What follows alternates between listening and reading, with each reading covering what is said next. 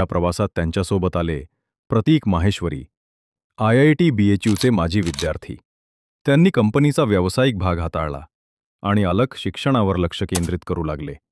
2022 मध्ये फिजिक्सवालाने पहिल्याच फंडिंग राऊंडमध्ये $100 मिलियन उभे केले आणि कंपनीचं मूल्यांकन झालं $1,100,00,000. भारतातील पहिली अशा प्रकारची एडटेक युनिकॉर्न कंपनी जी शिक्षकाने स्वतः तयार केली. आता फिजिक्सवालाचे स्वतःचे ॲप, वेबसाईट आणि देशभरात 300 पेक्षा अधिक ऑफलाईन इन्स्टिट्यूट्स आहेत. 2024 मध्ये कंपनीचं मूल्यांकन वाढून $2,800,00,000 वर पोहोचलं.